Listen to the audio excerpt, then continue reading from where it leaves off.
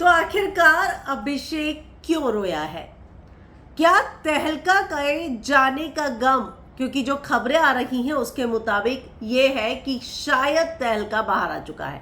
तो क्या अभिषेक को लगा कि उसकी वजह से गया है, इसीलिए वो इतना हर्ट है और इसीलिए वो इतना ज्यादा ओवर रिएक्ट कर रहा है?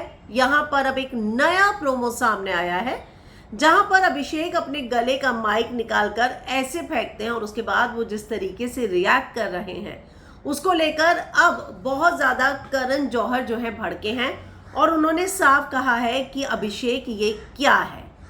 यहाँ एक बार फिर से अरुण आए और अभिषेक को ऐसे कॉलर के पास गए तो अभिषेक ने कहा कि बहुत हो गया है अब, और उसके बाद अभिषेक ने कहा बिग बॉस मुझे आपसे बात करनी ही है, आप बताइए। तो यहाँ करण जौहर आते हैं और कहते हैं कि बताओ क्या बात करनी है। मैं आपको थोड़ा प्रोमो दिखाती हूं। सर बिग बॉस ने कहा था अगर आज के बाद ऐसा हुआ तो मैं उसके बारे में कुछ बोलूंगा, बट इसके पहले कुछ भी हुआ उसके बारे में उसका जवाब आप दो, वरना बात करना बंद कर दो।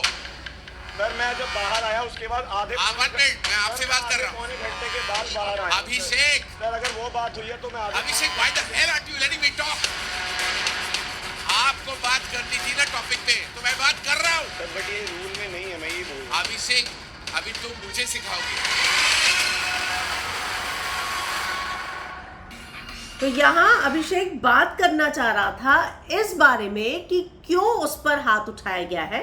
उसे बहुत देर इंतजार किया लेकिन जब तक बात नहीं हुई, ना बनी, तब उसने जाकर इस तरीके से रिएक्ट किया है। तो जो नया प्रोमो है वो तो यही बताता है कि यहाँ अभिषेक को करण ने इसलिए फटकार लगाई क्योंकि जिस मुद्दे पे करण बात करना चाह रहे थे उस पर अभिषेक जिस पर बात करना चाह रहे थे करण भी बात कर रहे थे, लेकिन वो कह रहा था कि ये रूल में नहीं है, कब सजा मिलेगी, ये सारी चीजें जो है इस प्रोमो से लग रही हैं।